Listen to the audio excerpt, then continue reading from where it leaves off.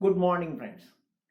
இந்த வீடியோவில் நாம் பார்க்க போகிறது புறநானூறில் 183வது பாடல். இந்த பாடலை எழுதியவர் பாண்டியன் ஆரிய படை கடந்த நெடுஞ்செழியன். பாண்டியன் இவர் ஒரு பாண்டிய மன்னர். நிறைய பாண்டிய மன்னர்கள், இந்த நெடுஞ்செழியன் என்கின்ற பெயர்ல நிறைய பாண்டிய மன்னர்கள் இருந்தாங்க. அதனால இந்த பாண்டிய மன்னரை நீங்க அடையாளம் காட்டணுங்கிறதுக்காக இவருக்கு பாண்டிய ஆரிய படை கடந்த அப்படின்னு ஒரு ஒரு ஒரு பட்ட பெயர் இவருக்கு கொடுக்கப்பட்டிருக்கு. பாண்டியன் ஆரிய படை கடந்த நெடுஞ்செழியன். ஏன்னா நிறைய நெடுஞ்செழியன்கள் உண்டு பாண்டிய நாட்டுல. அப்போ எந்த நெடுஞ்செழியன்? இவரு ஆரிய படை கடந்த நெடுஞ்செழியன். அதனப்ப ஆரிய படை கடந்த நெடுஞ்செழியன் அப்படின்னா, இப்ப நமக்கு தெரியும் இந்த தமிழகம் சின்னது. இந்த இத்தினோண்டு தமிழகத்தை சேரர்கள், சோழர்கள், பாண்டியர்கள் பிரித்து ஆளுகின்றார்கள். அப்ப இடம் கொஞ்சோண்டு தான். அப்ப இத இவங்க விரிவுபடுத்தணும் அப்படின்னா நீங்க என்ன பண்ணணும்? வடக்கு நோக்கி போகணும். அப்போ தங்களுடைய ராஜ்யத்தை விரிவுபடுத்துவதற்காக இவர்கள் வடக்கு நோக்கி செல்கிறார்கள். அதே சமயத்துல வடக்கே இருக்கக்கூடிய ஆரியர்கள் தங்களுடைய ராஜ்யத்தை விரிவுபடுத்துவதற்காக தெற்கு நோக்கி வருகிறார்கள். அப்போ அவங்க தெற்கு நோக்கி வந்துட்டு இருக்காங்க. இவரு வடக்கு நோக்கி போய் ஒரு இடத்துல அவங்களோட சண்டை போட்டு அவங்கள தோற்கடிச்சு அதை கடந்து போறார். ஆரிய படையை தோற்கடித்து கடந்து அவர் செல்றாரு. அதனால்தான் இவருக்கு என்ன பேரு? ஆரிய படை கடந்த நெடுஞ்செழியன் என்று பேர். சோ இட நெருக்கடி அதிகமாக இருக்கின்ற காரணத்தினால் இந்த பாண்டிய மன்னர்கள் வடக்கு நோக்கி செல்லுகிறார்கள். அதே சமயத்தில் வடக்கே இருக்கக்கூடிய ஆரியர்கள் தெற்கு நோக்கி வருகின்றார்கள். அப்படி வரும்போது இந்த பாண்டியனுடைய படையானது ஆரிய படையுடன் பொருதி போரிட்டு அவர்களை தோற்கடித்து அவர்களை கடந்து ஆரிய படையை கடந்து வடக்கு நோக்கி செல்றது. அதனாலதான் இவருக்கு ஆரிய படை கடந்த நெடுஞ்செழியன் என்று பேர். இந்த 183வது பாடல்ல என்ன சொல்றாரு அப்படின்னா, 4 வகையான நிலம் இருக்கு. நல்லா இருக்கு. குறிஞ்சி, மருதம், முல்லை, பாலை. 4 வகை நிலங்களும் 5 வகையான திணைகளும் இருந்தாலும் ஒரு நாட்டிற்கு மிகச் சிறந்தது கல்வி. அந்த கல்வி யாருகிட்ட இருந்து கிடைக்கும்? ஆசிரியரிடம் இருந்து தான் உங்களுக்கு கிடைக்கும். அந்த ஆசிரியரிடம் இருந்து இந்த கல்வி எத்தகைய சிறப்புடையது? அந்த சிறந்த கல்வியை வழங்குபவர் ஆசிரியர். அந்த கல்வியை ஆசிரியர் உங்களுக்கு கொடுக்க வேண்டும் என்றால் அவர் மனம் வச்சா தான் கொடுக்க முடியும். இப்போ ஒரு பொருள் இருக்குன்னு வச்சுங்க, பறிச்சுக்கலாம், எடுத்துக்கலாம். ஆசிரியர்கிட்ட இருக்கக்கூடிய கல்வியை நீங்கள் பறிக்க முடியுமா? அவரா மனசு வச்சு உட்கார், நான் உனக்கு சொல்லித்தரேன் அப்படின்னு சொல்லி தந்தாதான் போச்சு. அப்போ ஆசிரியரிடம் இருக்கக்கூடிய கல்வி விலை மதிப்பற்றது. ஆனால் அந்த விலை மதிப்பற்ற கல்வியை அவர் மனது வைத்தால் தான் கொடுக்க முடியும். அப்போ ஆசிரியர்கிட்ட கல்வியை எப்படி நீங்க பெறுவது? அவரிடம் அவருடைய அன்பை பெறணும். அவருடைய அன்பை பெற்றுட்டீங்கன்னு வச்சுங்களேன், சரி இவன் நல்ல பையனா இருக்கான், நான் உனக்கு சொல்லித்தரேன், அவர்கிட்ட இருக்கக்கூடிய கல்வியை உங்களுக்கு சொல்லி தருவார். அப்போ ஆசிரியர்கிட்ட இருக்கக்கூடிய விலை மதிப்பற்ற கல்வியை பெறுவதற்கு நாம் ஆசிரியரின் அன்பை பெற வேண்டும். எவ்வாறு ஆசிரியரின் அன்பை பெற்று கல்வி கேள்விகளில் நீங்கள் சிறந்து விளங்க வேண்டும் என்பதை இந்த 183வது புறநானூற்று பாடலில் பாண்டியன் ஆரிய படை கடந்த நெடுஞ்செழியன் சொல்லுகிறார்.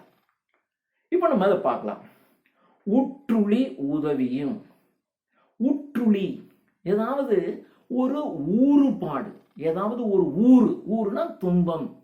ஆசிரியருக்கு ஏதாவது துன்பம் நேர்ந்தால் உடனே நீங்க என்ன செய்யணும்? ஆசிரியரின் அந்த துன்பத்தை நீக்குவதற்கு நீங்கள் உதவ வேண்டும். ஆசிரியருக்கு உடல்நிலை சரியில்லை, உடனடியாக அவரை ஆஸ்பத்திரிக்கு அழைச்சிட்டு போகணும். ஆசிரியனுடைய குடும்பத்தில் இருக்கிறவங்களுக்கு ஒரு பிரச்சனை இருக்கு, உடனடியாக நீங்க ஹெல்ப் பண்ணலாம். ஏன்னா அவரே இல்லை. இப்போ பாரதியார் பாடுவார், உப்புக்கும் பருப்புக்கும் புளிக்கும் நான் உன்னையே நானே அலைஞ்சிக்கிட்டு இருந்தா நான் உன்னை எப்பயா பாடுறது. இவர் கவிஞர்.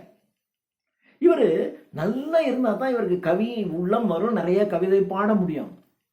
இவர் கவி பாடலாம் எழுதலாம்னு நினைக்கும் போது இருந்தாங்க, உப்பு இல்லை, நான் அரிசி இல்லை, நான் அதை வாங்க இதை வாங்கன்னு இவ்வளோ பிரச்சனை இருந்தால் அவரால் என்ன செய்ய முடியும்? அதே மாதிரி ஒரு ஆசிரியருக்கு ஒரு துன்பம் வருதுன்னு வச்சுங்க, டக்குன்னு மாணாக்கர்கள் என்ன செய்யணும்? அவருக்கு உதவ வேண்டும். இதுதான் ஊற்றுழி உதவுதல் என்று பெயர். ஆசிரியருக்கு துன்பம் வரும் பொழுது உரிய காலத்தில் அந்த துன்பத்தை நீக்குவதற்கு நாம் உதவ வேண்டும். ஊற்றுழி உதவியும் உரு பொருள் கொடுத்தும், அவருக்கு தேவையான பொருட்களை கொடுத்தும். இப்போ ஊற்றுழி உதவுதல் இது பொதுவானது, எல்லாரும் செய்யலாம். இதுக்கு காசு வேணுங்கிற அவசியம் இல்லை. ஆசிரியருக்கு ஒரு துன்பம் வருது, அந்த துன்பத்தை போக்குவதற்கு யார் வேணாலும் அந்த துன்பத்தை போக்க உதவி செய்யலாம், இல்லையா? ஆனா ஒரு பொருள் கொடுத்தல் என்பது ஆசிரியருக்கு தேவையான பொருட்களை கொடுக்க வேண்டும். முதல்ல நீங்க கல்வி கற்க போறீங்கன்னா அந்த கல்விக்கு என்று உரிய ஒரு கட்டணம்னு ஒன்று இருந்துச்சுன்னா அதை நீங்க கொடுக்கணும்.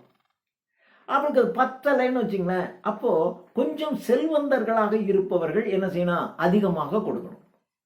இந்த அதிகமாக கொடுக்குறாங்களே, இதுதான் உரு பொருள் கொடுத்தால். அப்போ உரு பொருள் எல்லாரும் கொடுக்க முடியாது, செல்வந்தர்கள் மட்டும்தான் கொடுக்க முடியும். அப்போ உரு பொருள் என்பது செல்வந்தர்கள் மட்டுமே கொடுக்க இயலும். அதனாலதான். ஆனா உரு பொருள் என்பது எல்லாரும் கொடுக்கலாம். அப்போ ஃபர்ஸ்ட் ப்ரிஃபரன்ஸ் எல்லோரும் கொடுக்கக்கூடிய ஊற்றுழி உதவுதலை அதனால்தான் முன்னாடி வச்சு, ஒரு பொருள் என்பது செல்வந்தர்கள் மட்டுமே கொடுக்க இயலும், ஆகையால் அதை இரண்டாவது வைக்கிறார். ஊற்றுழி உதவியும் உரு பொருள் கொடுத்தும் பிற்றை நிலை முடியாது. பிற்றை நிலை முடியாது, அதாவது வழிபாட்டு நிலை தவறாது, குறையாமல். காசு கொடுத்தாச்சு ஆசிரியருக்கு. இப்போ ஆசிரியருக்கு அவருடைய பையனுக்கு பிள்ளைக்கு உடம்பு சரியில்லை, ஆஸ்பத்திரியில் சேர்க்குறாங்க, 1 லட்ச ரூபா பணம் வேணும். உடனே நாம் என்ன செய்யறோம்? 1 லட்ச ரூபா கொடுத்துறோம். கொடுத்தோடனே நம்ம என்ன செய்யறோம்? சார் என்ன சார், இப்போ நம்ம டோன் எப்படி மாறிடும்? ஏன்னா நான் காசு கொடுத்துருக்கேங்க, வந்துருமா இல்லையா? ஆசிரியர் துன்பமாக இருக்கும்போது நான் உதவி செஞ்சிருக்கேன், அப்போ சார் டோனே உயரும், டோன் மாறும். அப்படி இருக்கக்கூடாது. நீங்க உற்றுழி உதவினாலும் சரி, ஆசிரியருக்கு ஒரு பொருள் கொடுத்தாலும் சரி, பிற்றை நிலை முடியாமல், பிற்றை நிலை முடியாது கற்கணும். அதாவது அவரை வழிபடுகின்ற தன்மை குறையாமல். நீங்க அவருக்கு உதவி செஞ்சாலும் சரி, அவருக்கு பொருள் கொடுத்தாலும் சரி, நீங்கள் அவரை வழிபடுகின்ற இடத்தில் நாம் இருக்கிறோம். அவர் ஏன்னா கல்வி அவர்கிட்ட தான் இருக்கு, நீ அதை கத்துக்கணும். அவருடைய அன்பை பெற வேண்டும். நாம் அதற்கு நாம் என்ன செய்யணும்? அவர்கிட்ட மரியாதை குறைவு இல்லாமல் இருக்கணும். பிற்றை நிலை முனியாது கற்க வேண்டும், அதுதான் நல்லது. பிற்றை நிலை முனியாது கற்றல் நன்றே. பிறப்பு ஓரன்ன, பிறப்போரன்ன உடன் வயிற்றுள்ளும். பிறப்பு ஓரன்ன, ஓரன்ன என்றால் ஒரே தன்மை உடைய. ஒரு வயிறு, ஒரு வயிறிலிருந்து பிறந்தவர்கள் எப்படி இருப்பார்கள்? ஒரே தன்மை உடையவர்களாகத்தான் இருப்பாங்க. இப்போ இந்த அம்மாவுக்கு 4 பசங்க, 4 பேரும் பார்த்தீங்கன்னா கிட்டத்தட்ட அவர்களுடைய அந்த ஜீன்ஸ் ஒரே மாதிரியான ஜீன்ஸ் தான் இருக்கும். டிஎன்ஏ அப்படின்னு சொல்ல முடியாது, அது ஒரே மாதிரி தான் இருக்கும். அதான் ஓரன்ன, ஒரே தாயின் வயிற்றில் பிறந்த ஒரே தன்மை உடையவர்கள். பிறப்போரன்ன உடன் வயிற்றுள்ளும், ஒரு தாய் வயிற்றில் பிறந்த ஒரே தன்மை உடையவர்களுக்குள்ளும் அந்த 4 பேர் இருக்காங்க அப்படின்னா அவங்க 4 பேர்லையும் சிறப்பின் பாலால், யாருகிட்ட சிறந்த கல்வி இருக்கோ அந்த கல்வி உடையவர்களை தான் தாய்க்கு பிடிக்கும். நல்லா படிக்கிறவனை, அதாவது எல்லாரையும் பிடிக்கும், அந்த கல்வி உடையவனை கூட பிடிக்கும். மற்றவனுக்கு பிடிக்காதுன்னு அர்த்தம் இல்லை, தாய் அப்படி இருக்க மாட்டாங்க. எல்லாரையும் பிடிக்கும். ஆனால் கல்வி கற்றவனை அந்த தாய்க்கு கூட பிடிக்கும். அதனால்தான் பிறப்போர் அன்ன உடன் வயிற்றுள்ளும் சிறப்பின் பாலால், சிறப்பின் பால், சிறப்பு என்பது இந்த இடத்துல கல்வியின் சிறப்பு. ஏன்னா இந்த உலகத்திலேயே எல்லா செல்வத்தை விட அழியா செல்வம் கல்வி. அந்த கல்வி இருக்கணும். கற்றோர்க்கு சென்றவிடமெல்லாம் சிறப்பு. மன்னருக்கு தன் தேசமெல்லாம் சிறப்பில்லை. ஒரு அரசன் அப்படின்னா இந்த நாடு, இந்த நாட்டுக்கு ராஜா அங்கதான். ஆனா இன்னொரு நாட்டுக்கு போனேன்னா உனக்கு அந்த இது கிடையாது. ஆனா கற்றவர்களுக்கு சென்றவிடமெல்லாம் சிறப்பு இருக்கும். அப்போ அந்த சிறப்பு, அந்த கற்றவர்களுக்கு கிடைக்கக்கூடிய அந்த சிறப்பு யாருகிட்ட இருக்கோ அவன் பேர்ல தாய்க்கும் மனம் திரியும். கொஞ்சம் அவன் பேர்ல கொஞ்சம் திரிவு, கொஞ்சம் பிரியம் கூட இருக்கும். சோ ஒரு குடி பிறந்த பிறப்போர் அன்ன உடன் வயிற்றுள்ளும் சிறப்பின் பாலால் தாயும் மனம் திரியும். ஒரு குடி பிறந்த பல்லோருள்ளும், ஒரே ஒரு குடி, ஒரு குடி என்றால் ஒரு கூட்டம். இப்போ மனிதர்கள் கூட்டம் கூட்டமாக வாழ்வார்கள் சொல்ல முடியாது. அப்ப இந்த கூட்டம், இந்த கூட்டத்துக்குள்ள ஒரு குடி, ஒரு குடியில் பிறந்த பல்லோர், இந்த ஒரு குடியில் பிறந்த பலர் இருக்காங்க. அவர்களுள் மூத்தோன் வருக. இதுல யாருப்பா வயசு கூட இருக்கவன் அவங்க வான்னு யாரும் கூப்பிட மாட்டாங்க. மூத்தோன் வருக என்னாது அவருள் அறிவுடையோன், யாரு மூத்தவங்களோ அவங்க வழியில போக மாட்டாங்க. இப்போ ஒரு குரூப் மனிதர்கள் எப்படி வாழ்ந்திருக்காங்க? குரூப் கூட்டம் கூட்டமாகத்தான் வாழ்ந்திருக்காங்க. இந்த கூட்டம் இதுக்கு ஒரு பேர் இருக்கும், அந்த கூட்டம் அந்த கூட்டத்துக்கு ஒரு பேர் இருக்கும். அப்படி அந்த ஒரு குடி, ஒரு கூட்டம், அந்த கூட்டத்துல இருக்கிறவங்கல்ல மூத்தவங்க சொல்றபடி எல்லாரும் போகணும்னு சொல்ல மாட்டாங்க. அந்த அந்த கூட்டத்துல யார் அறிவுடையவனாக, கல்வி கேள்விகளில் சிறப்புடையவனாக யார் இருக்கின்றானோ அவன் சொல்றதுதான் எல்லாரும் கேட்பாங்க. இந்த இடத்துல ஒரு குடி என்பது ஒரு குடும்பம்னு இல்லை, ஒரு கூட்டம். பல குடும்பங்கள் சேர்ந்த ஒரே கூட்டம். இந்த கூட்டத்தில் இருக்கிறவங்க எல்லாம் ஒன்னா இருப்பாங்க. இந்த ஒரு கூட்டத்துக்குள்ள யார் கல்வி கேள்விகளில் சிறந்தவர்களாக இருக்கின்றார்களோ அவர்களின் வழியில் தான் அந்த கூட்டத்தில் இருக்கின்ற எல்லோரும் செல்வார்களே ஒழிய மூத்தவர்களின் பின்னால் செல்ல மாட்டார்கள். ஒரு குடி பிறந்த பல்லோர் உள்ளும், ஒரே ஒரு குடியில் பிறந்திருக்கின்ற, ஒரு கூட்டத்தில் பிறந்திருக்கின்ற பலருக்குள்ளும் மூத்தோன் வருக என்னாது, மூத்தவன் வருக என்று சொல்லாமல் அவருள், அந்த கூட்டத்தில் இருப்பவர்களுக்குள் அறிவுடையோன், யார் அறிவுடையோன், யார் கல்வி கேள்விகளில் சிறப்புடையவனாக இருக்கின்றானோ அவன் ஆறு என்றால் வழி, அவன் செல்லுகின்ற வழியில், அவன் சொல்லுகின்ற வழியில் அரசும் செல்லும். அரசே அவன் சொல்றபடிதான் கேட்கும். அப்போ அரசர் என்ன பண்ணுவாரு? ராஜகுரு அப்படின்னு ஒண்ணு வச்சிருப்பார். அந்த ராஜகுரு என்பவர் கல்வி கேள்விகளில் சிறந்தவராக இருப்பார். அப்போ அரசர் என்ன பண்ணுவார்னா, இவருக்கு ஏதாவது ஒரு பிரச்சனை வருது அப்படின்னா அரசர் ராஜகுரு கிட்ட சொல்லுவாரு. ராஜகுரு கல்வி கேள்விகளில் சிறந்தவர், அவரு நீங்கள் இப்படி செய்யுங்கன்னு சொல்லுவாரு. அதைத்தான் செய்வார் அரசர். அப்ப கல்வி கேள்விகள் யார் சிறந்தவன் காட்டுகின்ற வழியில் தான் அரசரே செல்வார். சோ அரசும் செல்லும். வேற்றுமை தெரிந்த நாற்பால் உள்ளும், வேற்றுமை வேறுபாடு தெரியப்பட்ட நாற்பால், 4 வகையினர். 4 வகையினர் யாரு? ஒன்னு பார்ப்பனர்கள், இன்னொன்னு அரசர்கள், இன்னொன்னு வணிகர்கள், இன்னொன்னு வேளாளர்கள், வேளாண் குடிமக்கள். சோ இந்த 4 பார்ப்பனர்கள், அரசர்கள், அடுத்தது வணிகர்கள், வேளாண் பெருமக்கள்.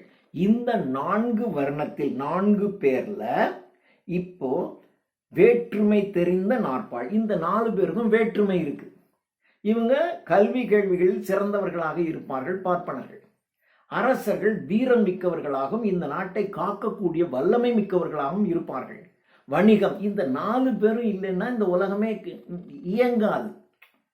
அப்போ கல்வி கேள்வியும் தேவை, அரசும் தேவை, வணிகமும் தேவை, வேளாண்மையும் தேவை. அப்போ 4ம் ஈக்குவல், 4ம் சமம். இந்த 4 பேருக்கும் இவருக்கு ஒரு வித்தியாசம். இவர் வேளாண்மை தான் இவருக்கு தெரியும், இவருக்கு வணிகம் தான் தெரியும், இவருக்கு அரசு ஆட்சி செய்ய தான் தெரியும். இவரை கொண்டு போய் நீ வேளாண்மை செய்யணும் செய்ய தெரியாது. பார்ப்பனர் என்பது கல்விகளில் சிறந்தவர்களாக இருப்பார்கள். இப்படித்தான் நடக்கணும்னு இந்த எப்படி நடக்க வேண்டும், இந்த உலகம் மக்கள் எப்படி நடக்க வேண்டும் என்று வழிகாட்டுபவர்கள் அவர்கள். இந்த 4 பேர்ல வேற்றுமை தெரிந்த நாற்பால் உள்ளும் கீழ்ப்பால் ஒருவன் கற்பின். கீழ்ப்பால் இந்த 4ல கீழ்த்தன்மை உடையது என்று கருதப்படுகின்ற கீழ்ப்பால் அப்படின்னா உடனே கீழ்மையானது அப்படின்னு எடுத்துக்க வேண்டாம். அந்த 4வது அந்த கீழ்ப்பால் ஒருவன் கற்றவனாக இருந்தால், அந்த கீழ்ப்பால் ஒருவன் கற்பின் மேற்பால் ஒருவனும் அவன்கண் படுமே. மேற்பால் இருக்கான் இல்லையா, கல்வி கற்றவன் பார்ப்பனன், அவனும் அவன்கண் படுமே. அவன் சொல்றதுதான் கேட்பான். அவனிடம் சென்று அவனை வழிபடுவோம். மேற்பால் ஒருவன் அவன் ஏற்கனவே கற்றவன். நானும் கற்றுருக்கேன், நீ கற்றுக்க, நீயும் கற்றுக்க, ஈக்குவல் இல்லை. இவன் கற்றுக்கொள்வது இவனுடைய வேலை, இவனுடைய தொழில். ஆனா அந்த கீழ்ப்பால் இருக்கான்ல, அவனுக்கு கற்றுக்கொள்வது அவனுக்கு தொழில் இல்லை, அவனுக்கு வேளாண்மை தான் தொழில். ஆனா அந்த வேளாண்மை செய்கின்ற ஒருவன் கற்றவனாக ஆயிட்டான்னு வச்சுங்க. அப்போ நானும் கற்றவனாக இருக்கிறேன், நீயும் கற்றவனாக இருக்கிறாய், 2 பேரும் சமம் அப்படி சொல்லக்கூடாது. அப்படி கிடையாது. இப்போ அவன் கற்றுக்கிற ஆப்பர்ச்சுனிட்டி இல்லாத அவன் கற்றிருந்தால் அவன் தான் உயர. அப்போ இந்த மேல்பால் இருக்கான் இல்லையா, இந்த கல்வி கற்றவன், அவன் இந்த கீழ்ப்பால் இருக்கவன் கற்றுட்டான் அப்படின்னு சொன்னா, மேல்பால் இருக்கக்கூடிய இந்த கற்றவன் அவன் சொல்றதான் கேட்பான்.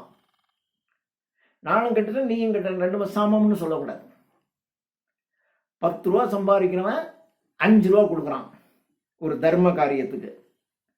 1000 ரூபா சம்பாதிக்கிறவன் 100 ரூபா கொடுக்குறான். அவன் 100 ரூபா கொடுக்குறான், இவன் 5 ரூபா கொடுக்குறான். யாரு பெஸ்ட்? 5 ரூபா கொடுக்குறவன் தான் பெஸ்ட். தான் வைத்திருக்கின்ற 10 ரூபாயில பாதி அவன் கொடுத்துட்டான். ஆனா அவன் 1000 ரூபா வாங்கினவன் 100 ரூபா தான் கொடுக்குறான், 10% தான் கொடுக்குறான் இல்லையா? அது மாதிரி இவன் கற்றுக்கொள்ள வேண்டியது இவன் வேலை இல்லை. இவன் வேலை வேளாண்மை செய்வதுதான் இவன் வேலை. ஆனால் வேளாண்மை செய்வதை விட்டுவிட்டு இவன் கல்வி கற்றுவிட்டான் என்று சொன்னால், மேற்பால் இருக்கிறவன் அவன்கிட்ட போய் அவன் வழிகாட்டுதலில் இவன் நடக்கணும். அப்போ கீழே இருக்கிறவன் அப்போ கீழே இருக்கிறவன் கற்றுட்டான்னா அவன் தான் சிறந்தவன் பார்ப்பனர்களை விட. ஓகே, சோ மேற்பால் ஒருவனும் அவன்கண் படுமே என்று இந்த பாட்டை முடிக்கிறார். இதுவும் பொதுவியல் திணையில் எழுதப்பட்ட பாடல். பொதுவியல் திணை என்றால் என்ன? புறத்திணைகள் 9. அந்த வெட்சி முதல் பாடான் திணை வரையிலும் இருக்கின்ற 9 திணைகளிலும் சொல்லாமல் விடப்பட்டவைகள் வீரம், கொடை, புகழ் போன்ற பொதுவான விஷயங்கள், பொதுவான பண்புகளை சொல்றது. இந்த 9 புறத்திணைகளில் கூறாமல் விடப்பட்ட செய்திகள் பிளஸ் வீரம், கொடை, புகழ் போன்ற பொதுவான பண்புகளை சொல்லக்கூடியது. இதுக்கு தான் என்னன்னு பேரு? பொதுவியல் திணை என்று பெயர். இந்த பாடல் 183வது பாடல் பொதுவியல் திணையில் எழுதப்பட்டிருக்கிறது. இதனுடைய துறை பொருண்மொழி காஞ்சி துறை. பொருண்மொழி காஞ்சி துறைனா என்ன? முனிவர்களும் அவர்களுக்கு சமமானவர்களும் இந்த இம்மையிலும் மறுமையிலும் உயிருக்கு இதுதான் உறுதியை தருவது என்று எதை உறுதியாக சொல்லுகின்றார்களோ அதை பற்றி சொல்லுவது. இதுக்கு தான் என்னன்னு பேரு? பொருண்மொழி காஞ்சி துறை அப்படின்னு பேரு. தேங்க்யூ.